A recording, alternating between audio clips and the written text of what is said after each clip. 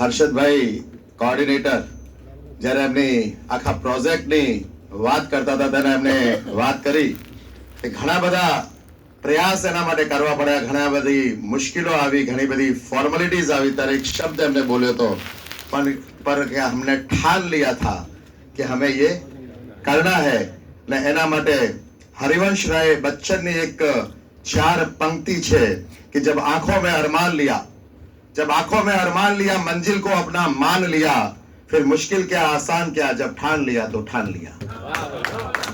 अरे આ વાતને લાયન્સ ક્લબ પ્રૂવ કરી છે। આજના પ્રોગ્રામના ચેરપર્સન सम्मानीय भोईटे दादा, हमारू गौरव इंटरनेशनल डायरेक्टर रमेश भाई प्रजापति, यहाँ उपस्थित सम्मानीय डॉक्टर रंजन अय्यर जी, डॉक्टर विपुल त्रिवेदी जी, हमारा एलसीआईएफ कोऑर्डिनेटर परिमल भाई, यहाँ उपस्थित सम्मानीय पांच डिस्ट्रिक्ट गवर्नर, हमारा वाइस गवर्नर हरीश भाई, पांच गवर्नर कृष्णकांत भाई, पांच गवर्नर विजय भाई, फर्स्ट लेडी वैशाली, ઘણા બધા મિત્રો અહીંયા ઉપસ્થિત છે। ખાસ હું અભિનંદન પાઠવીશ હર્ષદભાઈને આ સમગ્ર પ્રોગ્રામના કોઓર્ડિનેટર તરીકે એક દિન રાત એક પ્રોજેક્ટને લઈને આગળ વધ્યા એવા હર્ષદભાઈ, એમની સાથે કારેલીબાગના પ્રમુખ લાયન આરતી દાવરિયા ઉપસ્થિત છે, અમારા ઝોન ચેરમેન કેતનભાઈ, या બીજા પણ અમારા region chairman Hasmukh Sutariya, region chairman Nitin mayor,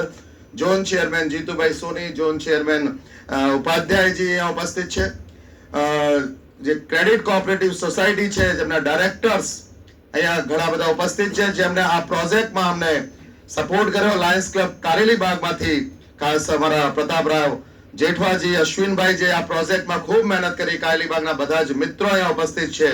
અમારા જીએસટી કોઓર્ડિનેટર શૈલેષભાઈ શાહ, કેબિનેટ સેક્રેટરી કિશોરભાઈ ઓઝા, ઘણા બધા અમારા ઝોન ચેરમેન પાછળ નીતાબેન છે, ઘણા બધા પ્રેસિડેન્ટ અહીંયા ઉપસ્થિત છે, પન્નાબેન છે, કોનીજી છે, પ્રવીણભાઈ છે, અમારા નવનીતભાઈ સોની, હિરેન રાઠોડ, ઘણા બધા લાયન્સ મિત્રો અહીંયા ઉપસ્થિત છે। ઘણી બધી વાત થઈ। લાયન્સ ક્લબ એક એમઓયુ કરીને આ ટીબીના આંદોલન સાથે, ટીબી માટેના એક મુહિમ સાથે જોડાયું ગુજરાતમાં, પણ વિશ્વવ્યાપી અને ભારતમાં ઘણા બધા સેવા કાર્યો સાથે લાયન્સ ક્લબ જોડાયેલું છે। અને આ ટીબીનું જે પ્રધાનમંત્રી નરેન્દ્ર મોદીનું આહવાન છે એની સાથે પણ અમે જોડાયા છે। એક જ્યારે અમને એક વાતની ખબર પડી કે લગભગ 2,20,000 ડેથ 2025 ની અંદર સમગ્ર ભારતમાં ટીબીથી થઈ હોય અને પર ડે ગુજરાતની અંદર જ્યારે 350 ટીબીના દર્દી ડાયગ્નોસિસ થતા હોય અને એની સાથે સાથે સક્સેસ રેશિયો પણ ગુજરાતનો સૌથી વધારે છે કે 91% જે પેશન્ટ છે રિકવર થતા હોય, તો એની અંદર અમે આ મુહિમની અંદર જોડાયા। હમણાં જ એક અમે રિપોર્ટ કાર્ડ એનું અમે વિમોચન કર્યું। હવે એક સંસ્થાના આ ડિસ્ટ્રિક્ટના વડા તરીકે હું ચોક્કસ એ અપેક્ષા રાખીશ કે આ ફક્ત એક રિપોર્ટ કાર્ડ નથી, એ એક ઉમ્મીદ છે, અપેક્ષાઓ છે એક માની કે એના દીકરાનું ટીબી ડાયગ્નોસિસ વહેલી તકે થઈ જાય। એક પરિવારની એક ઉમ્મીદ છે આ રિપોર્ટ કાર્ડ એલસીઆઈએફ ના માધ્યમથી, લાયન્સના માધ્યમથી, કે પરિવારનો એક વ્યક્તિને જો ટીબી થયું હોય તો સહી સમય પર એનું ડાયગ્નોસિસ થાય અને સહી સમય પર ડાયગ્નોસિસ થઈને એ વ્યક્તિનું જીવન બચી શકે। આ જે ટીબીની કિંમત અમે કહી કે 60 લાખની આ કિંમત છે, પણ કોઈ ટીબી મશીનની કિંમત એ લોહા, એની અંદર જે લોહો છે કે જે ટેકનિક્સ છે, ટેકનોલોજી છે કે જે તાર છે એનાથી ડિસાઈડ નથી થતી।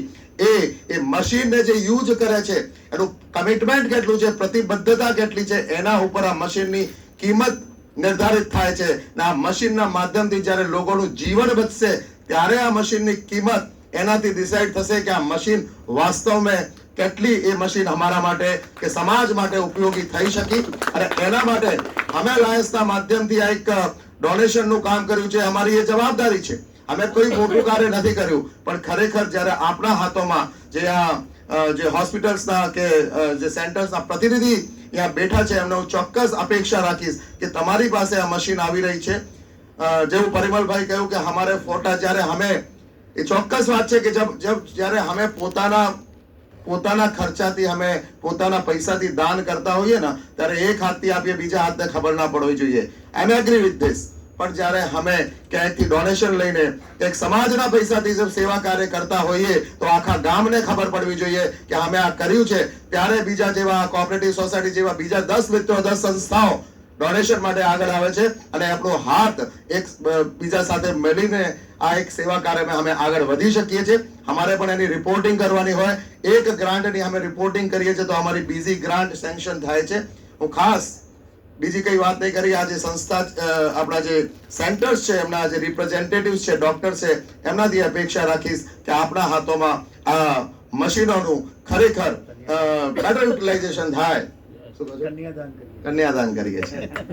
હા, કન્યાને તમે સાચવજો અને અમે પિયર પક્ષ વાળા જ્યારે પણ તમે કહેશો એ જોવા આવીશું કે અમારી કન્યા કેવી રીતે સચવાઈ રહી છે તો અમે ચોક્કસ ત્યાં આવીશું, માયરું લઈને આવીશું. Thank you. જય હિન્દ, જય લાયનવાડ. ખૂબ સુંદર.